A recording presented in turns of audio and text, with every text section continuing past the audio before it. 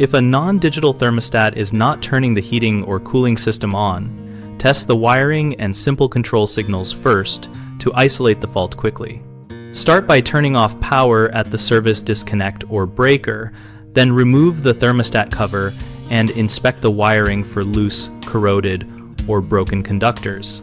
Use a continuity tester or multimeter set to continuity to confirm each wire has an unbroken path back to the control board. With power back on and the system calling for heat or cool, measure voltage between the common reference wire and the call wires. The thermostat's call should pull R to W for heat, R to G for fan, and R to Y for compressor, near 0 volts if using a dry contact thermostat. If the thermostat uses simple mechanical contacts, verify that the contacts close cleanly when actuated and replace the stat if contacts are pitted or welded. Check the resistance across the thermostat switch when it is actuated. Values should be near 0 ohms. Anything significantly higher indicates high resistance and a poor connection that can prevent the control board from seeing the call. At the control board, verify the input terminals receive the expected signals when the stat is calling. Measure across the corresponding terminals for continuity and correct voltage behavior, and inspect for burnt terminals, loose screws, or blown low voltage fuses, which are common failure points.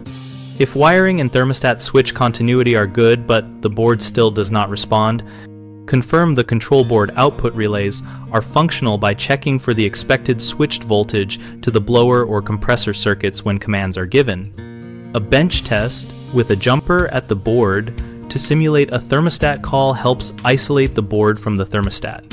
Keep a simple checklist during testing: power off inspection, continuity and resistance checks, live voltage verification of calls, control board input confirmation, and relay divided by output verification, so you can quickly identify whether the thermostat, wiring, or control board requires repair or replacement.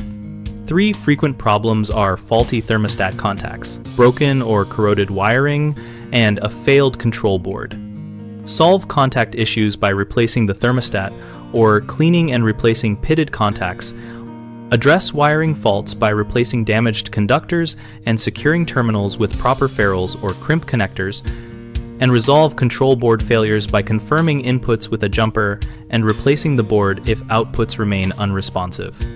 Another common concern is a blown low voltage fuse on the furnace or air handler. Replace the fuse with the exact ampere rating and trace the cause if it blows again to prevent repeated damage. Incorrect wiring labels or swapped wires at the thermostat often cause misbehavior. Verify each wire by tracing it to the board and labeling both ends before reassembly.